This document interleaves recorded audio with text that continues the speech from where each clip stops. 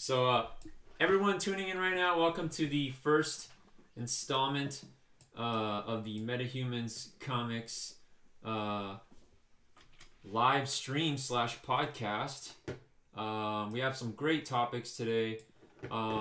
This short's going to be a short but sweet show today. And with me today, I've got up above Josh, Nosh_1. And Luis to his right, Luis Martinez. So, two friends of mine. We all have a passion for comics, collectibles, pop culture, and the like. Everything in that realm.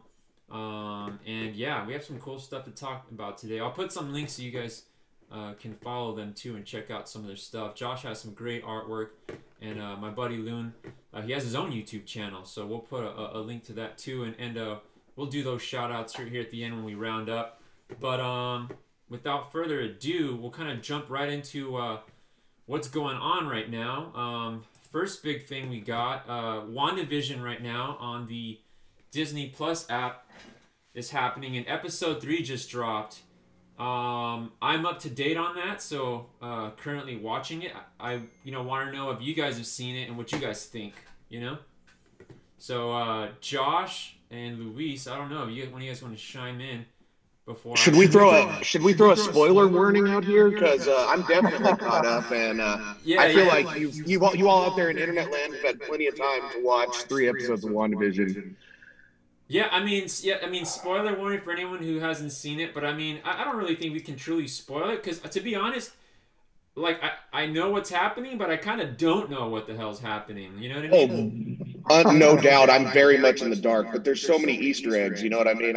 I feel excited. Like I've reached a pinnacle of geekery when I can identify those Easter eggs myself, and I don't have to watch the wrap-up video on YouTube. You know what I mean? Yeah. But I have heard a lot of hate. I have heard a lot of hate out there, and I for one think the show is excellent so far. Yeah. So the big thing with it right now, kind of like our title header here. This is what I've read. Supposedly, this show is going to tie directly into Doctor Strange Multiverse of Madness. So this is kind of a strange instance where you actually have to watch the show to know what happens in the movie. So I haven't really seen that done yet. I'm not really sure if I've seen that done in any capacity for any property, to be honest. So it's interesting that that's the direction that this would head. So obviously the rumor is that Wanda is, some are saying, a villain, and that in the show, what you're seeing, the illusion that you're seeing, is actually just truly her trying to keep things in composure, That's like her dream setting, and so on and so forth. But then some people concur and have a different opinion on that, Yeah. So it definitely gives off the idea, especially in this last episode, that she's kind of losing it. And I mean, leading up to Multiverse of Madness and hopefully House of M at some point, I think that's a cool direction for it to be going. And back to that hate, I think a lot of people that maybe haven't read the comic books were watching it and expecting something in line with what the last Marvel property that we left off with was the big Avengers wrap up, right? So people were kind of expecting big Michael Bay explosions and the whole bit, and the classic TV era's aesthetic is kind of throwing them off, and maybe that's why they weren't so into it from the beginning. Yeah, because there's clips in the show where Vision's kind of figuring things out, like and then it'll kind of rewind back. So, yeah, obviously, something's going on. You know what I mean? Yeah. And you definitely got to see some of the other characters besides Vision this last episode, sort of not necessarily break the fourth wall, but break that illusion. The Wanda's maybe not in complete control of everything that's going on there. Yeah, like Monica Rambeau, right? Yeah. She gets tossed through the and she's the new she's the new Captain Marvel, right? Yeah. I believe that's correct. Yes. Yeah. Wait, who'd you guys say was the Captain Marvel? Monica Rambeau. Yeah. Oh, So really? we got another one. Yeah, we got another one. Yeah. Yeah. So they're going. But she's only been introduced in the show as a Geraldine, I believe, at this point. Yeah. So, and the sword, she's got the sword on her pendant. So that's exciting for me because I think, Cosmic Marvel Universe is probably my favorite. I'm a sucker for Guardians of the Galaxy and Starjammers and Galactus and all that. So, sword is kind of shield is to the earth what sword is to space. So that's exciting. Yeah. So Loon, you haven't seen it yet? You haven't seen the? No, I haven't seen it, but I mean, like as far as spoilers go, I've listened to a bunch of podcasts already, so it's already been as far as spoilers have gone. It's already been all laid out there as far as what other people have thought and what's actually going on. So actually, I need to see it, but I just haven't gotten around to it. Yeah. Well, the funny thing is, like I just said right now to Josh, like it might sound like we're saying spoilers, but when you watch it, it's not even spoiler because we still don't know what the hell is going on, to be honest. So we're not really like giving anything away, like because you literally don't know what the hell's going on. It's such like a cluster, yeah, of things. I think that's one of the best things about it so far is there has been so little exposition that it's fun to be kind of lost. It could go in so many directions. So I would say to Luis and everybody else who hasn't seen it, if you feel like it's been spoiled for you, it's still definitely worth a watch because I feel like for instance, off topic, like The Mandalorian is a show you could spoil. I don't feel like, at least at this point, you can spoil this show because it's pretty out there. Yes, yeah, that's I agree with that. Yeah. So yeah, I mean that's what's popping right now. Episodes are dropping every Friday for those that are curious. Obviously they dropped 2 when they did the premiere, but you're getting 1 every Friday. So they're following in the path that they did with Mandalorian by dropping a new episode every Friday. So that's the schedule that they're doing right now. Next in Disney again. Because of course that's like the big thing, but it's the whole drama with Star Wars right now. So that's the other thing. So the other rumor is Rangers of the New Republic. Is it scrapped? Gina Carano was supposed to reprise Cara Dune on that show. It's like a spin-off show, but with all the public opinion and everything, some people there's like a hashtag fire Gina Carano going around. Half the people are with her, half the people are against her. But she's just kind of voicing out, and people aren't really liking it. And I think that comes into an issue that when you're like tied with like a Disney property, you have to kind of be like, not step on eggshells kind of thing. You know what I mean? And for someone to it almost makes like you can't really voice your opinion. I think we saw this with John Boyega did some. Remember that he would like voice out on some things and they just dropped. Like it's like it's tricky. It's tricky. I think that kind of thing's happening to a lot of people these days. And I don't want to use buzzwords, but to talk about like cancel culture. And to be fair, I enjoyed her. I enjoyed her character. I enjoyed how she portrayed the character in the show.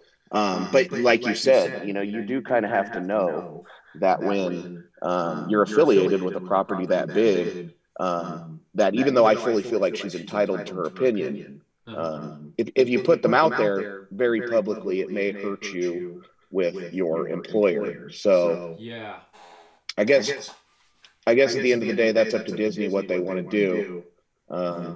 But she is from Texas, and she was an MMA fighter. And that's what I was gonna say. The fact she's been consistently kind of an outspoken conservative, even up to before maybe this increased fame that she's found. So. Not they knew who they were getting in bed with, but then again, I'll say, you got to know, they're the ones sending the checks. So maybe it would be in your best interest to, keep that stuff in your pocket until the checks are cashed. Yeah. Yeah. Well, what were some of the things? Because I mean, as far as they were calling her what, like an anti-masker or something like that. Yeah, but then she like she put a bunch of political stuff too. You know what I mean? Yeah. It had to That do with too. like But I mean, yeah. like Josh said, I mean, she's entitled to her own opinion. I mean, and it is a shame that like if you're affiliated with someone such as Disney, and if the masses, as far as the majority, don't like an opinion, and unfortunately that opinion goes against, what the majority is thinking at the moment, especially with all this political turmoil and stuff. Like it's like a real shame, because I'm not saying I enjoyed her in The Mandalorian as well, but for her to say things that she believes in, like she everyone has their own separate set of beliefs, and it's really sad to see someone, I guess, be erased because of her personal opinions outside of the character that she plays. Like Yeah, when I watched the show, to be honest, I've never read a tweet of hers before. I watched the show and I like to think that those characters are in that world, and I kind of stay in that zone. But then when you hear about the things on the outside, I don't know. I think they should be like left to the side. But like to your point, Josh, if I was in her shoes, it sucks, but kind of true. Like wait till the check is cashed and then speak. You know what I mean? And then you can like let them like, because when you have a whole show that's supposed to kind of spin off of you, like Rangers of the New Republic. We're talking about a whole show. Mandalorian's not her show. She's just a character in it. It's an immense deal in the days where they're gonna mold action figures from your actual face and sell millions of them. You know what I mean? Like, it's a huge opportunity. And if I was in her camp, what I would be like, wait, now is the time to be quiet about this. And I don't know, from what I have read of the controversy and her Twitter and the people who are after her Twitters, that's probably uncharacteristic for her. You know what I mean? She probably has, provoked this further than it needed to be provoked. Because I know it's not at all odd, for this to happen to celebrities. People have been after this lady since 2018. And I know that as far as like the transphobia and I think which is the first I heard of it, with not wanting to, whatever the issue with the pronouns was. I know that there was a years ago that community was kind of after Rosario Dawson too. Oh, okay. And that kind of all faded away. It didn't turn into a big thing. So it's like, just say you're sorry and get back to work. You know what I mean? And I don't know. Yeah. It complicates things. Yeah, I think it really is the timing of things. If it were me, I had these millions of dollars that I stood to lose by, the public pressuring my employer to fire me, I would probably rethink things. If not my opinion, I would rethink how loudly I voiced it. Yeah, and especially when you're employed by Disney. You know what I mean? That's like the To biggest me, part it's of just it. really sad because, I mean, she literally is the embodiment, not only in character, but in reality, of a strong woman. Yeah. And I guess she's just too strong, you know what I mean? Or like just because of her own, whatever beliefs she has, like it's just, it sucks because these same people that have wanted to champion, not just like anyone would want to see a strong female outside and inside of the screen, and like I think she's the perfect example. It sucks, I guess, that she doesn't think the way the world, majority of a lot of the people think, So having a different opinion, unfortunately, has taken her out of the. So I don't know yet, but I mean, I'm pretty sure from what I've read, it's like I think she's gonna be gone. Yeah, she sounds like she's done. Yeah, like they're last done thing- with her. Yeah. The last thing I saw was that she had been removed from a poster or replaced by another character. Yeah, And Ahsoka Tano, that's right? probably not a good sign. No. Yeah, Once yeah. that goes down, it goes down. There's no. The same thing happened with John Boyega. I mean, he was supposed to be a huge part of he was. the Star Wars that we saw, and he got erased as well. To be honest with you, his parts just shrunk, like the whole his whole character got convoluted and pushed to the side, and it's just it sucked, you know. Yeah, he was good. He was so good in the first film, and then it's like he was the Three Stooges in the second movie. You know. Yeah. No, I mean my point of view is when you're hired from, I mean that there's nothing higher than that. Disney, Marvel, Star Wars. That is like the apex peak, right? Once you're there, if it was me, I wouldn't do anything to ruin it. You know what I mean? As much as I would want to voice something out, I'd be like, hey, I understand how many people wish they were here and they're not. You know? So regardless of what my opinion is, yeah. I think it's good advice for anyone, no matter where you're standing. You know, you are certainly entitled to your opinions. But maybe everybody else doesn't need to hear them all the time. Exactly. Yes. You can you can rant to everyone around you, but maybe not put it to, you know what I mean? Like you know what you're getting yourself into if you've got X million followers and you're putting something out. You know what I mean? I think that's the difference. You know. A lot of people are listening and they don't all feel like you do. Yeah. What I know Gina Carano's what she's getting into, but as far as John Boyega, I don't remember what exactly he did in order to kind of get phased out the way one of the things that he did early on was like his this is weird, but like his language, you know, because he's kind of like a role model, but like his language, because he was infuriated with like a lot of things, and then I don't even know where it all spin off. That's like a whole nother topic, you know what I mean? Yeah, no, definitely. I was just curious because I was like, I honestly don't remember, but I do remember there was some public outcry. That's the thing. I don't even remember either. I just remember like he was like at rallies and stuff, and I thought that was awesome, but then like his language or something was what I heard, you know what I mean? Like, and again, when you're like with Disney and the whole public eye, you know, you have to be careful the way you say things, I guess, you know what I mean? Definitely. Yeah. Which makes it interesting with the future of Disney, like how this could be a whole other topic in itself, but like Deadpool is now in the Marvel world, and are we getting that? You know, if we get that rated R movie, that's going to change everything. When have we ever seen a Disney rated R movie? You know what I mean? So how's that going to pan out? You know what I mean? Yeah. Aren't they going to make a section for like the Disney app that's going to be like adults? Like and it was going to be on Hulu or something like that. Is that what it was? Yeah, something like that. Yeah. It seems like they're going to try to do that just to push it away. Because then, like on Disney Plus, you'd have to put like parent filters or something. You know what I mean? And I don't think they want to do that. Yeah. And she was in Deadpool. We'll bring that right back around. I liked her in that too. Yeah, I love the scene where Colossus is like, "Hey, your titty's out!" Like, Spoilers again. Sorry, guys. Spoilers. Yeah, for those that haven't seen it. All right. So next we got here is the record sale of that Batman #1. It's sold at Heritage Auctions. This is huge news. $2.2 million for a CGC 9.4 with white pages. This is, first off, it is absolutely ridiculous that a book like this would even have white pages. You know what I mean? But $2.2 million. Keep in mind, this is Batman #1, so this is the first appearance of Joker and Catwoman. But this is not the first appearance of Batman. So, and there is a 9.4 in a Detective Comics 27, which is the first appearance of Batman.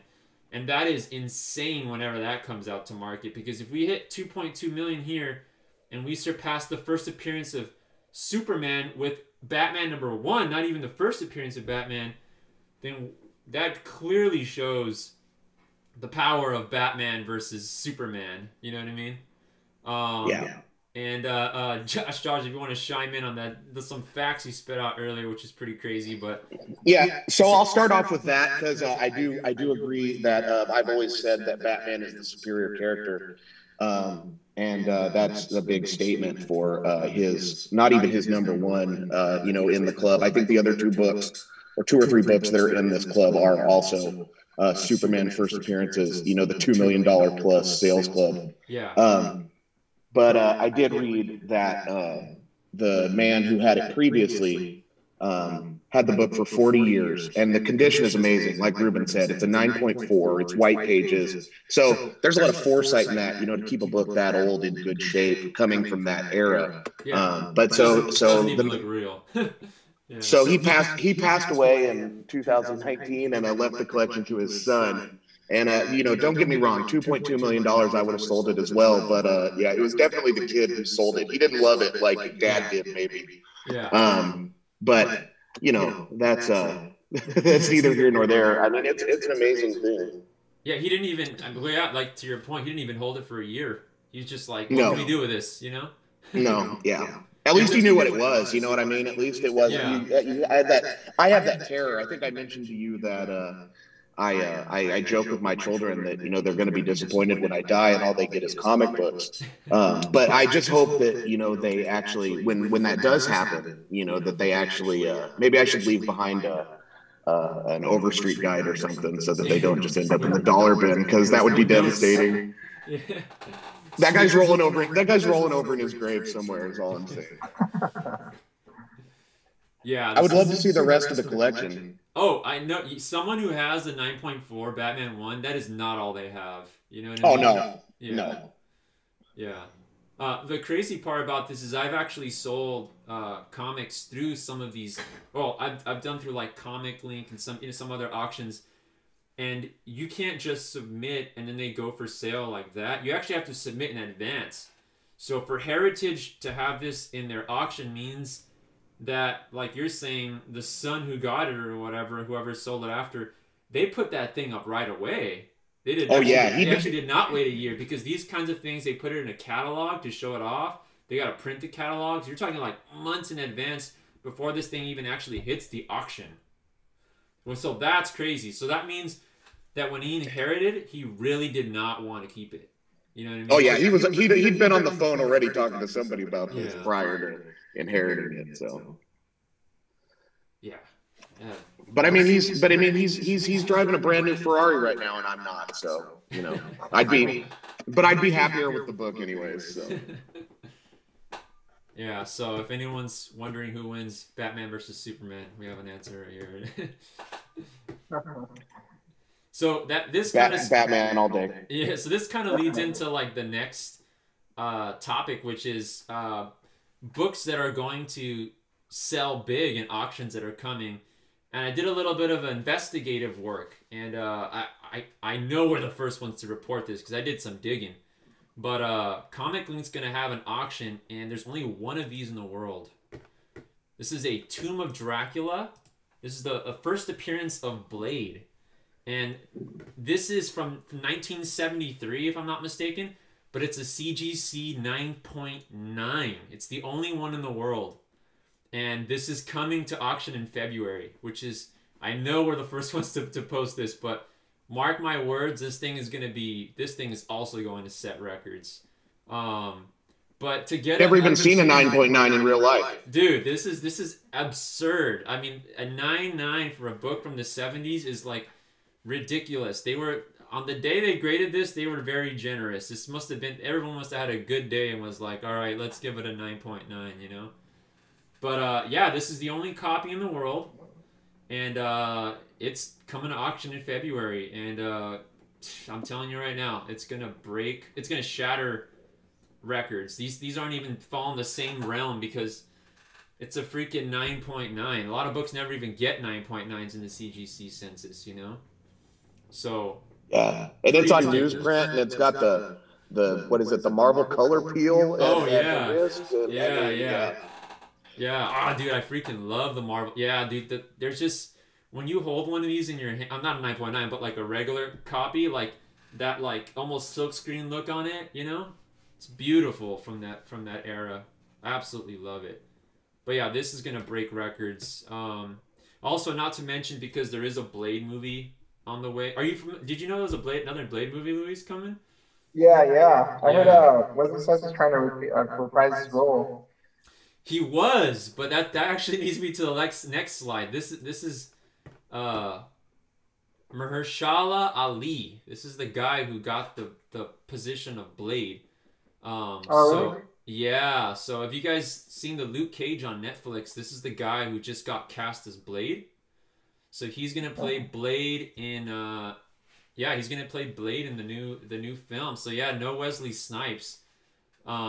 But I think Speaking of celebrities who need to be quiet, I remember hearing that Wesley Snipes was a nightmare to work with on the set of Blade. I heard And I I like those movies. Don't get me wrong, I really do. Except for maybe the last one, but I heard it was awful. I need to watch the last one actually. I haven't seen it.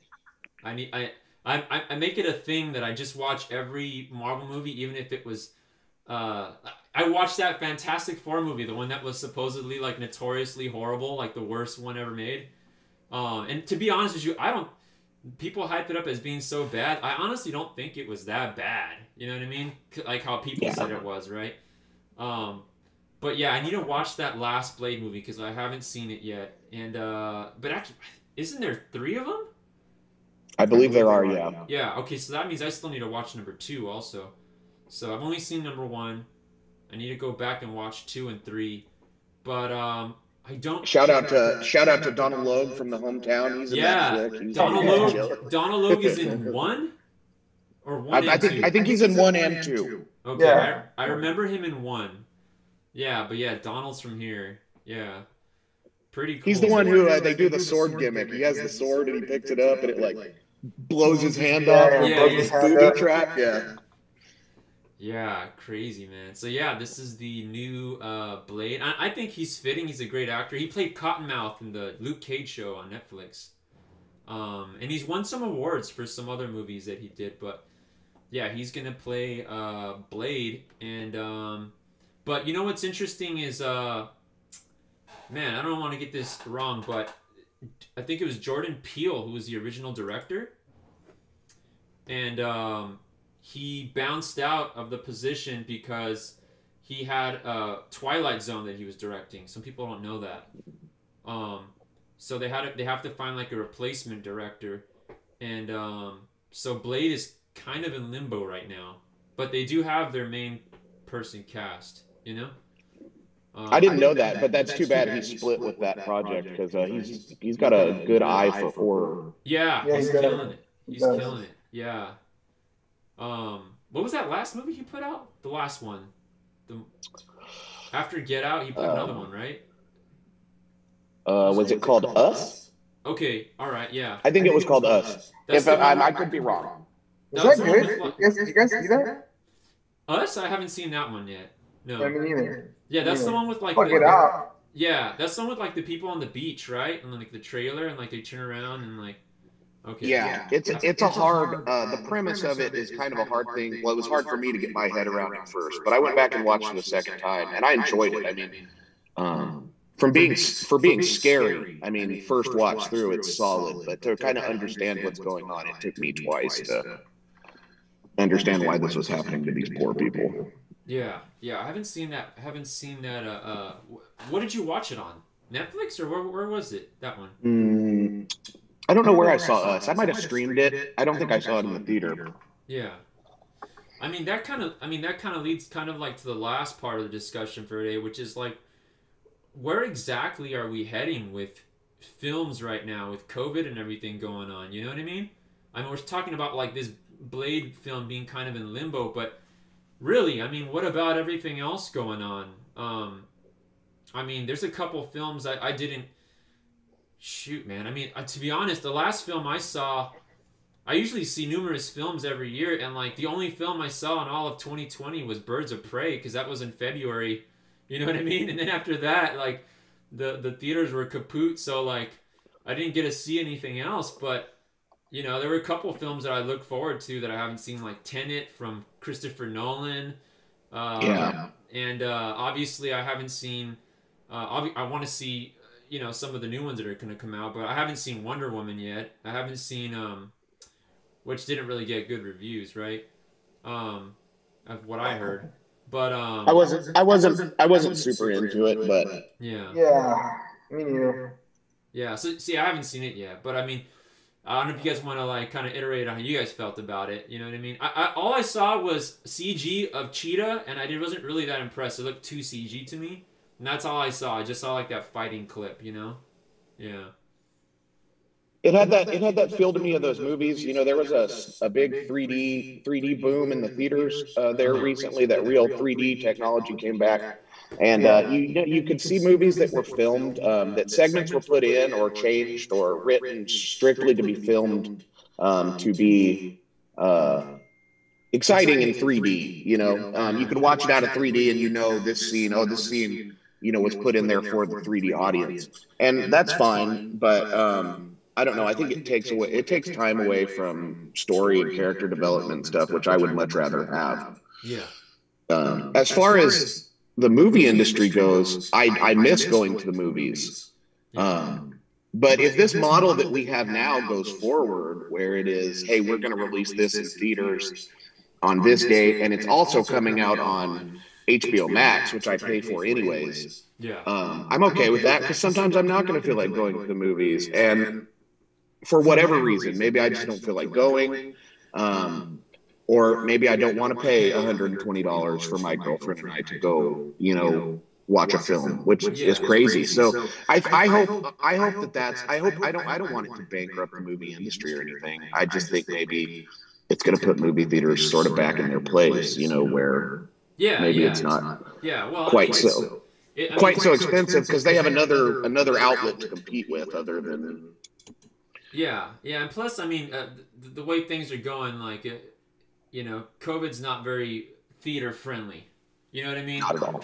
You're gonna have to like chop out some seats in order for there to even be distance between people, and you're still in the same room breathing the same air. Not everyone's gonna follow regulations, so it's a giant mess to begin with. But I mean, they need to bring drive-ins back, dude. I know. Hey, that's. I'm surprised we don't hear more resurgence about that, to be completely honest with you. Yeah. I did hear something about they were turning like Walmart parking lots, or, you know, into drive-ins with the big inflatable screens. Yeah. And that's cool, man. I would love to see drive-ins come back. Yeah. But it's surprising we haven't heard more about that. Yeah. Yeah, that's got to be what changes, because we have a lot of other things on the way. I just saw Godzilla versus Kong, the trailer yesterday. I mean, that's on the way too now, right? Which is a total movie, like, for the theater. You know, that's like a popcorn flick. It's meant for the big screen, and might not have it stay there. Yeah, which, you know what? I missed out on Kong Skull Island. That's the only one I haven't seen, so I got to go back and watch that. But I did hear people complain that they're saying, like, how did King Kong get that big? And then some people are saying Godzilla is much taller. But then, like, some people are saying that's not really Godzilla. It's like there's all these theories and stuff on it already. You know what I mean? It's kind of funny. Like, why is Godzilla the bad guy now? You know, he was the good guy in the last movie. Yeah. Yeah, that's pretty funny. We're just gonna have to wait and find out. Yeah. So from what I saw, I mean, it just seems like a rivalry, like between them two, and it's one of those dominant things, you know? Yeah. Last two of their kind and all that. I mean, how big and how often you're Kong, you're bored. How often do you find a giant lizard of your size that you get to beat on? I mean, But yeah, dude, if I were to recommend though for you to watch something, Ruben, you should definitely watch Tenet before you watch Wonder Woman, man. Oh yeah. I love Christopher Nolan movies, so you know. Yeah. It needs to be watched at least twice, to be honest with you. That first time you're gonna be like, what? Yeah. Especially like once you see everything and it's all revealed to you, when you see it that second time, you're gonna know exactly what to look for, and things are gonna start. It's nuts, man. It's a really cool movie. And I just thought Nolan films, man. Like when I just saw The Dark Knight Rises again recently. Yeah. And at first, I remember when I saw it, I was like, okay, I enjoyed the movie, but I was like, okay, it wasn't the best one, you know? And I still don't think it's the best one, but that movie was really good. And to know that trilogy of movies kind of spawned what we saw out of Marvel afterwards, you know? Like following up with like Iron Man and stuff like that. And then DC coming back with like honestly, they haven't made a universe yet that was as captivating as that Nolan verse. You know what I mean? Yeah. So, and it sucks, man, because not that I like to fanboy out on anything like that, but I grew up more with Batman than anything. You know, it was like Ninja Turtles and Batman, like for Yeah. me, Yeah. like was like the thing. And to see like this universe that DC's created just like flounder and not take off the way it should have, you know? Yeah. Sucks. It really sucks. But we shall see what happens. Yeah. Yeah. That's what happens when you start taking those decisions away from the writers and deciding them in the boardroom. It's no good. Yeah, exactly.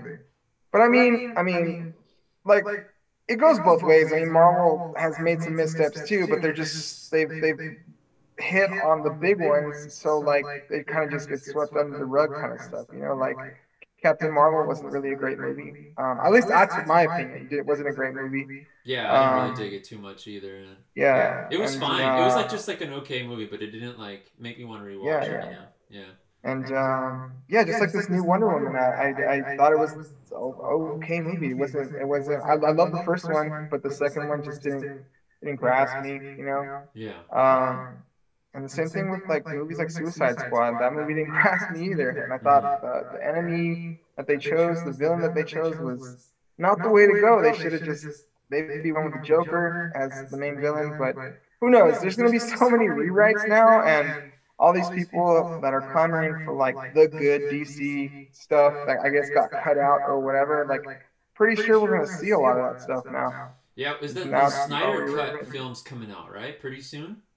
Yeah. HBO Max. Yeah, it's supposed to be like... I'm kind of interested to see. It took me so long to see the Justice League, to be honest with you. Yeah. Not because of hate or anything like that. I tried watching it, and honestly, it's kind of embarrassing, but I kind of fell asleep like an hour in. Well, dude, I mean, if you fell asleep on this one, I heard the Snyder Cut's gonna be like 5 hours long, bro. So yeah, I don't know, man. And, 5 hours, I love Man of Steel. I think that movie's amazing. Excellent movie. Yeah, I thought that was a great way to introduce them. You know what I mean? It's amazing. And then BVS, I didn't think was bad either. I actually like the tones of those movies. Yeah. But then they started changing the whole tone around. They wanted to go this other direction, and like what was working for Marvel is what they thought they should do or something, you know?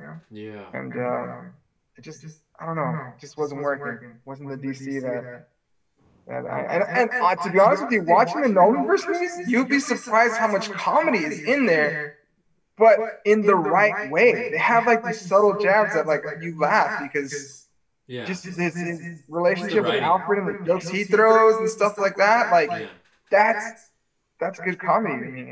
And it's just quality writing. You don't need the rim shot or the laugh track to get on board with it.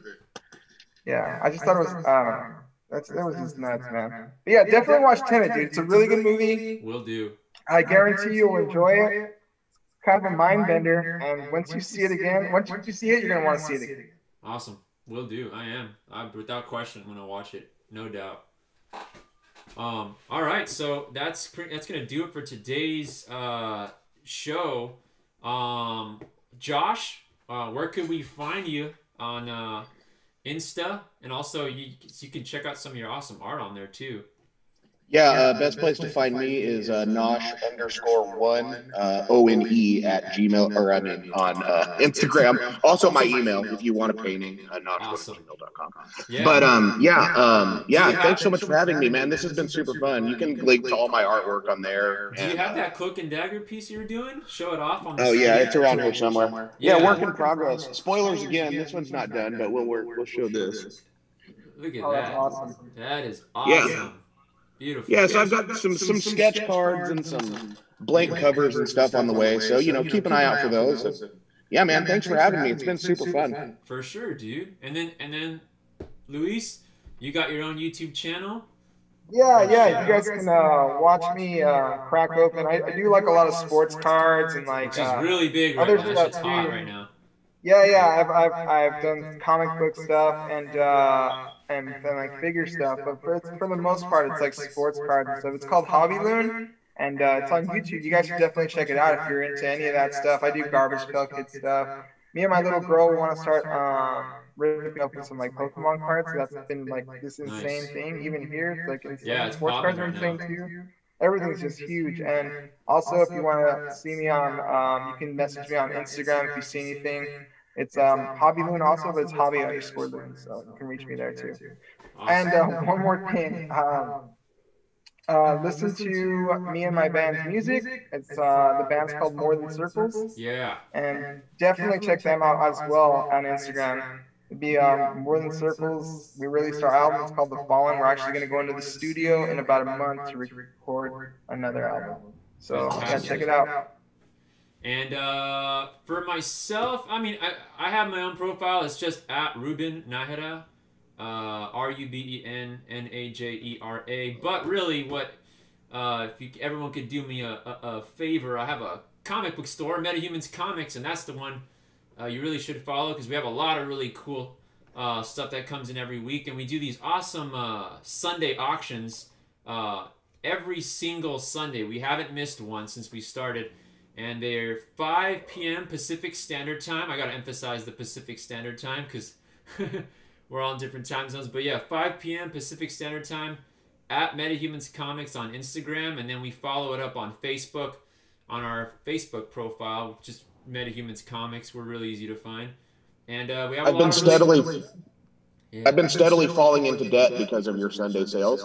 And also, you guys sign up for that MetaHumans sub box. I got mine today. It's awesome. I never know what's going to be in it. It's super exciting. Thank you. Yeah, we have a subscription box, and again, you don't have to be. You can live anywhere in the United States, and we'll ship that to you. But thank you everyone for tuning in. We're gonna be doing this. Eventually, we're gonna do this every week. Right now, we might do every 2 weeks, but every week is the goal. And thank you everyone for tuning in. We got lots of cool topics. We'll continue this, and yeah, for anyone who watches this first episode. It's going to be exciting for you to tune in and watch us grow because it's going to get cooler and cooler. And we're going to start at some point getting like a lot of cool guests from the industry too that'll jump on in here. And it's going to be a lot of fun. So thank you, everyone. Have a safe week. Read some comics. Do